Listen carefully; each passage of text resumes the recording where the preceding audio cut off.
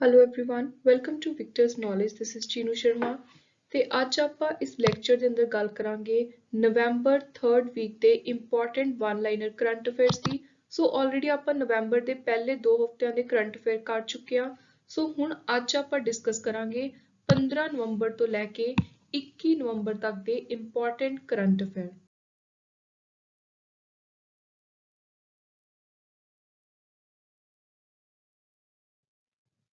ਸੋ ਆਪਾਂ ਸਟਾਰਟ ਕਰਾਂਗੇ important days ਤੋਂ। ਤੇ ਜੇ ਆਪਾਂ ਨਵੰਬਰ ਮਹੀਨੇ ਦੀ ਗੱਲ ਕਰੀਏ, ਸਭ ਤੋਂ ਇੰਪੋਰਟੈਂਟ 2 ਦਿਨ ਆਉਂਦੇ ਨੇ ਨੈਸ਼ਨਲ ਲੈਵਲ ਦੇ ਉੱਤੇ ਚਿਲਡਰਨਸ ਡੇ, ਇੰਟਰਨੈਸ਼ਨਲ ਲੈਵਲ ਦੇ ਉੱਤੇ ਇੰਟਰਨੈਸ਼ਨਲ ਡੇ ਫॉर ਟੋਲਰੈਂਸ। ਤੇ ਸਪੈਸ਼ਲੀ ਜਿਹੜੇ ਵੀ ਸਟੂਡੈਂਟਸ PSSB ਕਲਰਕ ਦੀ ਤਿਆਰੀ ਕਰ ਰਹੇ ਨੇ, ਤੁਹਾਨੂੰ ਪਤਾ ਹੈ ਕਿ ਦਸੰਬਰ ਮੰਥ ਦੇ ਵਿੱਚ ਕੰਡਕਟ ਹੋ ਰਿਹਾ ਹੈ। ਸੋ ਜਿਹੜੇ ਵੀ ਨਵੰਬਰ ਦੇ ਇੰਪੋਰਟੈਂਟ ਡੇਜ਼ ਨੇ, ਇਹ ਤੁਸੀਂ 100% ਤਿਆਰ ਕਰਕੇ ਜਾਣੇ ਆ। ਸੋ ਹੁਣ ਆਪਾਂ ਦੇਖਦੇ ਹਾਂ 14 ਨਵੰਬਰ ਨੂੰ children's day on the birth anniversary of India's first Prime Minister Pandit Jawahar Lal Nehru. Children day ਨੂੰ ਪੋਪੂਲਰਲੀ ਬਾਲ ਦਿਵਸ ਦੇ ਨਾਮ ਦੇ ਨਾਲ ਵੀ ਜਾਣਿਆ ਜਾਂਦਾ ਹੈ। 14 ਨਵੰਬਰ ਨੂੰ ਇੱਕ ਹੋਰ ਡੇ ਸੈਲੀਬ੍ਰੇਟ ਕੀਤਾ ਜਾਂਦਾ ਹੈ, ਵਰਲਡ ਡਾਇਬੀਟੀਜ਼ ਡੇ। ਸੋ ਇਸ ਸਾਲ ਦਾ ਥੀਮ ਸੀ ਵਰਲਡ ਡਾਇਬੀਟੀਜ਼ ਡੇ ਦਾ। ਬੇਸਿਕਲੀ ਜਿਹੜਾ ਥੀਮ ਹੈ, ਇਹਨੂੰ 2021 ਤੋਂ ਲੈ ਕੇ 23 ਦਾ ਕਾਮਨ ਥੀਮ ਰੱਖਿਆ ਗਿਆ। ਸੋ 2021 ਤੋਂ 23 ਦੇ ਵਰਲਡ ਡਾਇਬੀਟੀਜ਼ ਡੇ ਦਾ ਕਾਮਨ ਥੀਮ ਹੈ access to diabetes care, very important for exam. National press day 16 ਨਵੰਬਰ ਨੂੰ ਸੈਲੀਬ੍ਰੇਟ ਕੀਤੀ ਜਾਂਦੀ ਹੈ ਤੇ ਯੂਨਾਈਟਿਡ ਨੇਸ਼ਨ ਦੇ ਦੁਆਰਾ ਇੰਟਰਨੈਸ਼ਨਲ ਡੇ ਫॉर ਟੋਲਰੈਂਸ 16 ਨਵੰਬਰ ਨੂੰ। ਜਿਹੜਾ ਇਹ ਇੰਟਰਨੈਸ਼ਨਲ ਡੇ ਹੈ, ਇਹ ਐਗਜ਼ਾਮ ਦੇ ਲਈ ਬਹੁਤ ਹੀ ਜ਼ਿਆਦਾ ਇੰਪੋਰਟੈਂਟ ਹੈ। 17 ਨਵੰਬਰ ਨੂੰ ਨੈਸ਼ਨਲ ਐਪੀਲੈਪਸੀ ਡੇ। ਆਲਸੋ ਜਿਹੜਾ ਪੂਰਾ ਮਹੀਨਾ ਨਵੰਬਰ ਦਾ, ਇਹਨੂੰ ਆਪਣੇ ਦੇਸ਼ ਦੇ ਵਿੱਚ ਐਪੀਲੈਪਸੀ ਦੀ ਜਿਹੜੀ ਬਿਮਾਰੀ ਹੈ ਉਹਦੇ ਲਈ ਜਾਗਰੂਕਤਾ ਪੈਦਾ ਕਰਨ ਦੇ ਲਈ ਪੂਰੇ ਦੇ ਪੂਰੇ ਮੰਥ ਨੂੰ ਡੈਡੀਕੇਟ ਕੀਤਾ ਗਿਆ ਹੈ ਐਜ਼ ਨੈਸ਼ਨਲ ਐਪੀਲੈਪਸੀ ਅਵੇਅਰਨੈਸ ਮੰਥ। ਸੋ ਇਹ ਵੀ ਤੁਸੀਂ ਯਾਦ ਰੱਖਣਾ ਹੈ। ਨੈਕਸਟ ਇਜ਼ ਵਰਲਡ ਫਿਲੋਸਫੀ ਡੇ। ਸੋ ਨਵੰਬਰ ਦਾ ਹਰ ਸਾਲ ਜਿਹੜਾ ਤੀਜਾ ਗੁਰੂਵਾਰ ਹੁੰਦਾ ਹੈ, ਥਰਸਡੇ ਹੁੰਦਾ ਹੈ, ਉਸ ਦਿਨ ਵਰਲਡ ਫਿਲੋਸਫੀ ਡੇ ਮਨਾਇਆ ਜਾਂਦਾ ਹੈ। ਤੇ ਇਸ ਸਾਲ ਇਹ ਦਿਨ ਆਇਆ 18 ਨਵੰਬਰ ਨੂੰ। ਨੈਕਸਟ ਨੈਸ਼ਨਲ ਨੈਚੁਰੋਪੈਥੀ ਡੇ। ਇਹ ਵੀ ਕਾਫੀ ਇੰਪੋਰਟੈਂਟ ਦਿਨ ਹੈ, 18 ਨਵੰਬਰ ਨੂੰ ਸੈਲੀਬ੍ਰੇਟ ਕੀਤਾ ਜਾਂਦਾ ਹੈ। ਇਸ ਦਿਨ ਪ੍ਰਮੋਟ ਕੀਤਾ ਜਾਂਦਾ ਹੈ positive mental physical health through drugless system of medicine called as naturopathy. So ਜਿਹੜੀਆਂ ਨੈਚੁਰਲ ਤਰੀਕੇ ਦੇ ਨਾਲ, ਜਿਵੇਂ ਆਯੁਰਵੇਦ ਹੋ ਗਿਆ, ਯੋਗ, ਯੂਨਾਨੀ, ਸਿੱਧ, ਹੋਮਿਓਪੈਥੀ, ਬੇਸਿਕਲੀ ਜਿਹੜੇ ਆਯੁਸ਼ ਦੇ ਅੰਦਰ ਚੀਜ਼ਾਂ ਆਉਂਦੀਆਂ ਨੇ, ਉਹਨਾਂ ਦੇ ਦੁਆਰਾ ਨੈਚੁਰਲ ਤਰੀਕੇ ਦੇ ਨਾਲ ਆਪਾਂ ਬਿਨਾਂ ਦਵਾਈਆਂ ਤੋਂ, ਬਿਨਾਂ ਐਲੋਪੈਥੀ ਤੋਂ ਕਿਵੇਂ ਠੀਕ ਰੱਖ ਸਕਦੇ ਹਾਂ ਆਪਣੇ ਸਵਾਸਥ ਨੂੰ, ਮੈਂਟਲ ਫਿਜ਼ੀਕਲ ਹੈਲਥ ਨੂੰ ਕਿਵੇਂ ਠੀਕ ਰੱਖ ਸਕਦੇ ਹਾਂ, ਇਸ ਚੀਜ਼ ਬਾਰੇ ਜਾਗਰੂਕਤਾ ਪੈਦਾ ਕਰਨ ਦੇ ਲਈ, ਨੈਚੁਰੋਪੈਥੀ ਦੇ ਇੰਪੋਰਟੈਂਸ ਲੋਕਾਂ ਤੱਕ ਪਹੁੰਚਾਉਣ ਦੇ ਲਈ ਮਿਨਿਸਟਰੀ ਆਫ ਆਯੂਸ਼ ਨੇ ਇਸ ਦਿਨ ਨੂੰ ਡਿਕਲੇਅਰ ਕੀਤਾ ਹੈ, 18 ਨਵੰਬਰ ਨੂੰ ਡਿਕਲੇਅਰ ਕੀਤਾ ਹੈ ਐਜ਼ ਨੈਸ਼ਨਲ ਨੈਚੁਰੋਪੈਥੀ ਡੇ। ਤੇ ਸਭ ਤੋਂ ਪਹਿਲੀ ਵਾਰੀ ਇਹ ਡੇ ਮਨਾਇਆ ਗਿਆ ਸੀ 2018 ਵਿੱਚ। Next is World Toilet Day.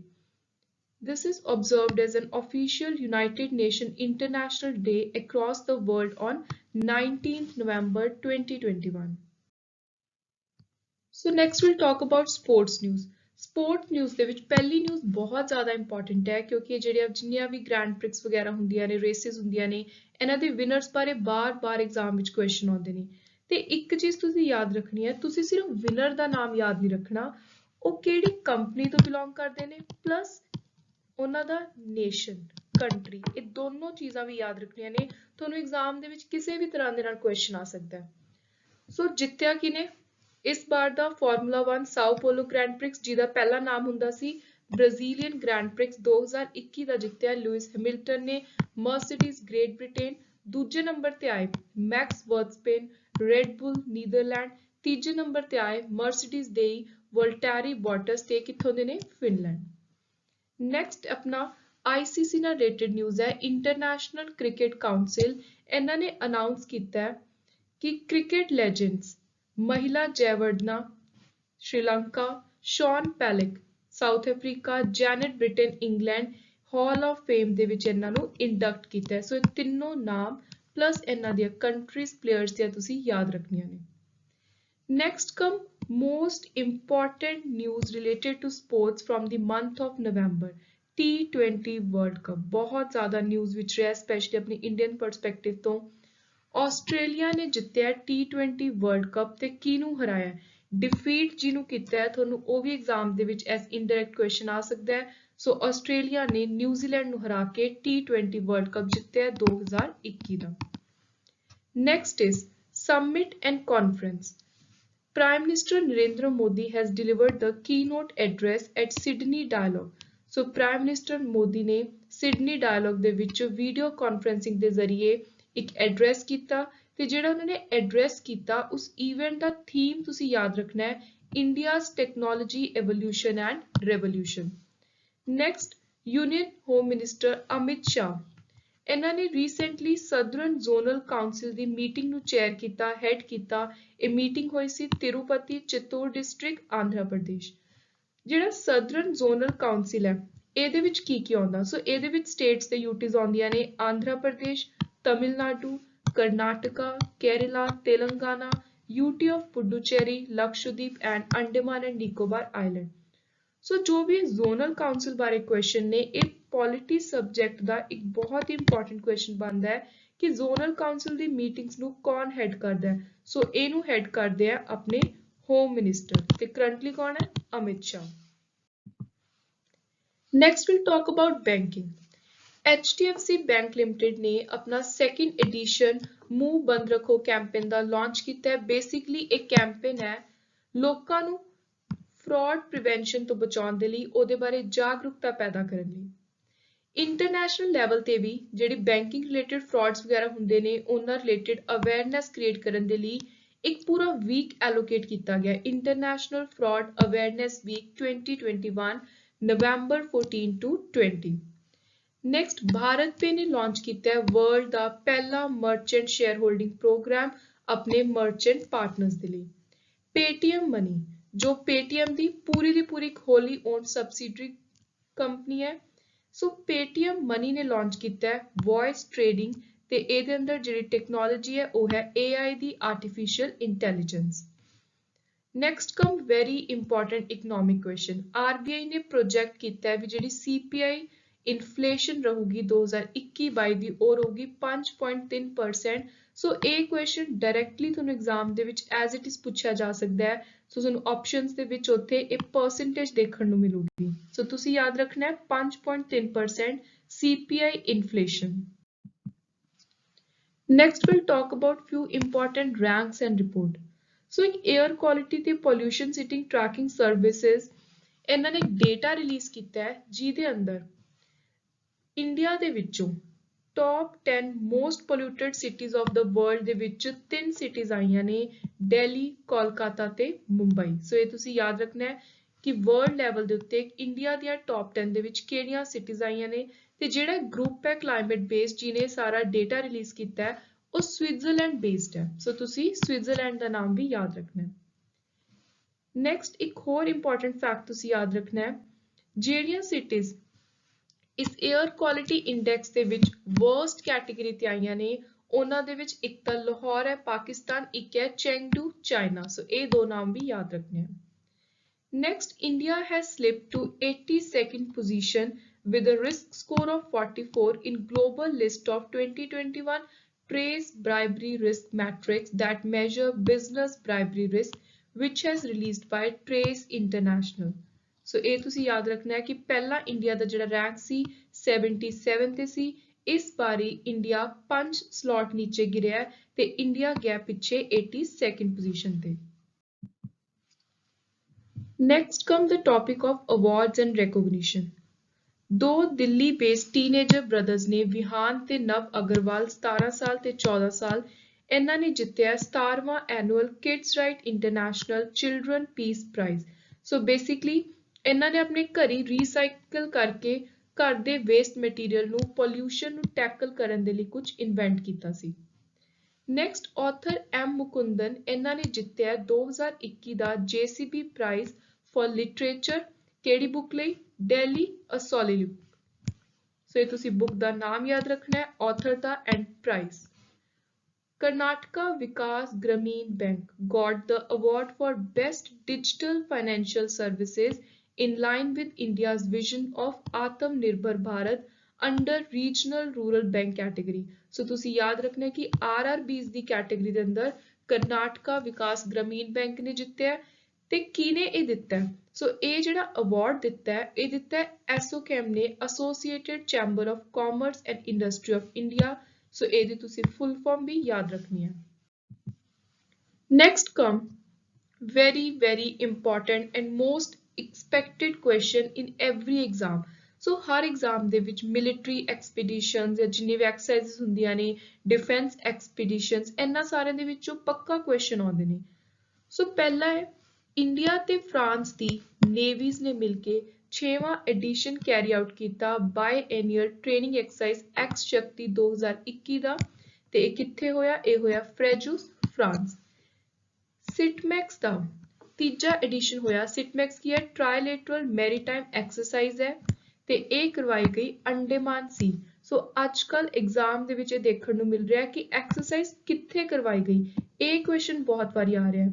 ਸੋ ਤੁਸੀਂ ਯਾਦ ਰੱਖਣਾ ਹੈ ਅੰਡੇਮਾਨ ਸੀ। ਨੈਕਸਟ ਇੰਟਰਨੈਸ਼ਨਲ ਲੈਵਲ ਦੀ ਹੁਣ ਆਪਾਂ ਕੁਝ ਨਿਊਜ਼ ਦੇਖਦੇ ਹਾਂ। ਵਰਲਡ ਬੈਂਕ ਨੇ ਇੱਕ ਰਿਪੋਰਟ ਜਾਰੀ ਕੀਤੀ ਹੈ ਜਿਹਦਾ ਨਾਮ ਹੈ world banks remittance prices world wide database. India ਇਹਦੇ ਵਿੱਚ ਵਰਲਡ ਦਾ ਸਭ ਤੋਂ ਜ਼ਿਆਦਾ ਨੰਬਰ 1 ਤੇ ਹਾਈਐਸਟ ਅਮਾਉਂਟ ਵਿੱਚ ਰੈਮਿਟੈਂਸ ਲੈਣ ਵਾਲਾ ਰੈਸੀਪੀਐਂਟ ਬਣਿਆ। ਸੋ ਇੰਡੀਆ ਨੇ 2021 ਦੇ ਵਿੱਚ $87 ਬਿਲੀਅਨ ਰਿਸੀਵ ਕੀਤੇ ਨੇ। ਸੋ ਤੁਸੀਂ ਉਰੇ ਜਿਹੜੀ ਅਮਾਉਂਟ ਹੈ ਉਹ ਵੀ ਯਾਦ ਰੱਖਣੀ ਹੈ ਤੇ ਨਾਲ ਹੀ ਵਰਲਡ ਦਾ ਲਾਰਜੈਸਟ ਰੈਸੀਪੀਐਂਟ ਕੌਣ ਹੈ ਰੈਮਿਟੈਂਸ ਦਾ? ਇੰਡੀਆ। ਤੇ ਇਹ ਕਿਹਦੇ ਦੁਆਰਾ ਰਿਪੋਰਟ ਕੱਢੀ ਗਈ ਹੈ? ਵਰਲਡ ਬੈਂਕ ਦੇ ਦੁਆਰਾ। ਯੂਨਾਈਟਿਡ ਸਟੇਟਸ ਤੋਂ ਸਭ ਤੋਂ ਜ਼ਿਆਦਾ ਰੈਮਿਟੈਂਸ ਆਇਆ, ਆਲਮੋਸਟ 20% ਤੋਂ ਜ਼ਿਆਦਾ ਜਿਹੜਾ ਪੈਸਾ ਆਇਆ ਉਹ ਅਮਰੀਕਾ ਤੋਂ ਆਇਆ।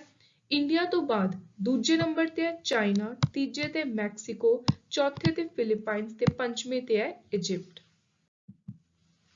ਨੈਕਸਟ ਕਮ ਨੈਸ਼ਨਲ ਅਫੇਅਰ। ਅਰੁਣਾਚਲ ਪ੍ਰਦੇਸ਼ ਦੀ ਸਟੇਟ ਕੈਬਨਿਟ ਜਿਹਨੂੰ ਹੈਡ ਕੀਤਾ ਸੀਐਮ ਪੇਮਾ ਖਾਂਡੂ ਨੇ, ਇਹਨਾਂ ਨੇ ਸਟੇਟ ਬਟਰਫਲਾਈ ਅਪਰੂਵ ਕੀਤੀ ਹੈ ਕੇਸਰ ਏ ਹਿੰਦ। ਸੋ ਇਹ ਤੁਸੀਂ ਨਾਮ ਯਾਦ ਰੱਖਣਾ ਹੈ। Next prime minister Narendra Modi ਨੇ ਇੱਕ ਟ੍ਰਾਈਬਲ ਵੈਲਫੇਅਰ ਪ੍ਰੋਗਰਾਮਸ ਦੀ ਸੀਰੀਜ਼ ਇਨੋਗਰੇਟ ਕੀਤੀ ਹੈ। ਮਤਲਬ ਕਿ ਇੱਕ ਹੀ ਟਾਈਮ ਤੇ ਉਹਨਾਂ ਨੇ ਕਾਫੀ ਸਾਰੇ ਅਲੱਗ-ਅਲੱਗ ਵੈਲਫੇਅਰ ਸਕੀਮਸ ਨੂੰ ਲਾਂਚ ਕੀਤਾ ਹੈ ਮੱਧ ਪ੍ਰਦੇਸ਼ ਵਿੱਚ। ਸੋ ਇਹਦੇ ਵਿੱਚੋਂ ਦੋ ਇੰਪੋਰਟੈਂਟ ਸਕੀਮਸ ਕਿਹੜੀਆਂ ਨੇ? Rashan Aapke Gram scheme, sickle cell mission. So ਤੁਹਾਨੂੰ ਐਗਜ਼ਾਮ ਵਿੱਚ ਡਾਇਰੈਕਟਲੀ ਆ ਸਕਦਾ ਹੈ ਵੀ ਸਿੱਕਲ ਸੈਲ ਮਿਸ਼ਨ ਕਿਹੜੀ ਸਟੇਟ ਨਾਲ ਰਿਲੇਟਡ ਹੈ। So this is related to Madhya Pradesh ਤੇ ਇਹ ਟ੍ਰਾਈਬਲ ਵੈਲਫੇਅਰ ਪ੍ਰੋਗਰਾਮ ਨੇ। Bollywood actor Salman Khan is to become the COVID vaccine ambassador of Maharashtra. Union Minister of Heavy Industry Mahendra Nath Pandey ਇਹਨਾਂ ਨੇ UP ਦੇ ਵਿੱਚ basically Noida ਵਿੱਚ ਪਹਿਲਾ air pollution control tower state of UP ਦਾ inaugurate ਕੀਤਾ। Central Government of India promulgated 2 ordinances। So 2 ordinances ਜਾਰੀ ਕੀਤੇ ਨੇ ਜਿਹਦੇ ਅੰਦਰ ਜਿਹੜੇ ਡਾਇਰੈਕਟਰਸ ਨੇ ਸੀਬੀਆਈ ਦੇ ਤੇ ਇਨਫੋਰਸਮੈਂਟ ਡਾਇਰੈਕਟਰ ਦੇ, ਇਹਨਾਂ ਦਾ ਜਿਹੜਾ ਸਮੇਂ ਹੈ ਟੈਨਿਓਰ ਹੈ ਕੰਮ ਕਰਨ ਦਾ ਉਹਨੂੰ ਐਕਸਟੈਂਡ ਕੀਤਾ ਹੈ ਫॉर ਅਪ ਟੂ 5 ਇਅਰਸ। ਸੋ ਇਹ ਤੁਸੀਂ ਯਾਦ ਰੱਖਣਾ ਹੈ ਕਿ ਕਿਹੜੇ 2 ਡਿਪਾਰਟਮੈਂਟਸ ਦੇ ਡਾਇਰੈਕਟਰਸ ਦੀ ਗੱਲ ਹੋ ਰਹੀ ਹੈ। Audit Divas is celebrated to mark the historic origin of institution of CAG, Comptroller and Auditor General of India।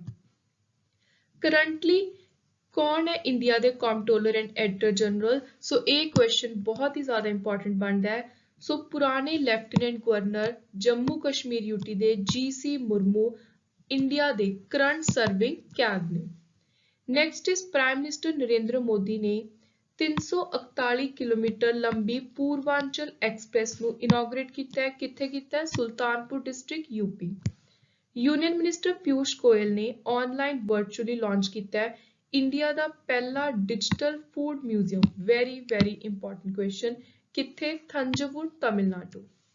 Union minister of law and justice Kiren Rijiju ਇਹਨਾਂ ਨੇ ਇੱਕ ਮੋਬਾਈਲ ਐਪ ਲਾਂਚ ਕੀਤਾ ਹੈ citizens tele law mobile app. PM Narendra Modi dedicated to the nation various developmental projects in Mahoba and Jhansi district of UP। ਤੇ ਜਿਹੜੇ projects ਨੇ ਇਹਨਾਂ ਦੇ ਵਿੱਚ ਮੇਨ ਪ੍ਰੋਜੈਕਟਸ ਕਿਹੜੇ ਨੇ? Arjun Sahayak project, Ratauli weir project, Bhavani dam project and Majhgaon Chilli sprinkler project. So next ਹੁਣ ਆਪਾਂ ਇਸ ਹਫਤੇ ਦੀ ਜਿਹੜੇ ਮੇਨ ਹਾਈਲਾਈਟਸ ਹੈ ਉਹ ਦੇਖ ਲੈਣੇ ਆ ਕਿ ਸਭ ਤੋਂ ਜ਼ਿਆਦਾ ਤੁਸੀਂ ਕੀ ਯਾਦ ਰੱਖਣਾ ਹੈ। ICC ਨੇ ਇੰਟਰਨੈਸ਼ਨਲ ਕ੍ਰਿਕਟ ਕਾਉਂਸਲ ਨੇ ਅਗਲੇ 14 ਹੋਸਟ ਕੰਟਰੀਜ਼ ਅਨਾਉਂਸ ਕੀਤੀਆਂ ਨੇ ਜਿੱਥੇ ਮੈਨ ਟੂਰਨਾਮੈਂਟ ਹੋਣਗੇ। ਸੋ ਇਹ ਜਿਹੜੇ ਟੂਰਨਾਮੈਂਟ ਹੋਣਗੇ 2024 ਤੋਂ ਲੈ ਕੇ 2031 ਤੱਕ ਦੇ ਅਨਾਉਂਸ ਕੀਤੇ ਨੇ। ਸੋ ਬੇਸਿਕਲੀ ਤੁਸੀਂ ਸਿਰਫ ਐਗਜ਼ਾਮ ਦੇ ਲਈ ਇੰਡੀਆ ਨੇ ਕਿਹੜੇ ਸਾਲਾਂ ਦੇ ਵਿੱਚ ਕੰਡਕਟ ਕਰਵਾਉਣੇ ਨੇ ਉਹ ਯਾਦ ਰੱਖੋ। ਸੋ ਇੰਡੀਆ ਨੇ ਇੱਕ ਤਾਂ 2026 ICC men T20 world cup India ਤੇ ਸ਼੍ਰੀਲੰਕਾ ਦੋਨੋਂ, then 2029 men's champions trophy India ਕੱਲੀ ਕਰਵਾਉਗੀ ਹੋਸਟ, ਤੇ 2031 ਦਾ 50 ਓਵਰ ਵਰਲਡ ਕੱਪ ਇੰਡੀਆ ਤੇ ਬੰਗਲਾਦੇਸ਼। ਸੋ ਮੇਨ ਤੁਸੀਂ ਇਹ 3 ਇਅਰਸ ਤੇ ਕਿਹੜੇ-ਕਿਹੜੇ ਇਵੈਂਟਸ ਨੇ ਇਹ ਯਾਦ ਰੱਖੋ। So next come most important current affair for all of us. So center ਨੇ finally roll back ਕੀਤੇ ਹੈ 3 farm laws ਜਿਨ੍ਹਾਂ ਨੂੰ ਲੈ ਕੇ ਇੰਨੇ ਸਮੇਂ ਤੋਂ almost 1 ਸਾਲ ਹੋ ਗਿਆ ਸੀ struggle ਚੱਲ ਰਹੀ ਸੀ।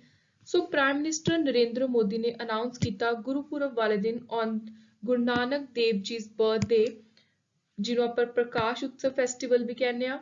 ਸੋ ਇਸ ਦਿਨ ਅਨਾਉਂਸ ਕੀਤਾ ਕਿ ਜਿਹੜੀ ਸਰਕਾਰ ਹੈ ਉਹ 3 ਕੰਟੈਂਸ਼ੀਅਸ ਐਗਰੀਕਲਚਰਲ ਲਾਜ਼ ਨੂੰ ਰਿਪੀਲ ਕਰੂਗੀ।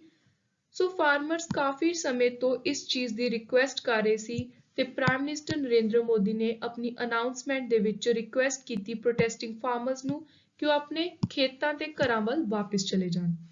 Since the 3 farm bills have already been passed into law, the government will have to formally bring 3 new bills.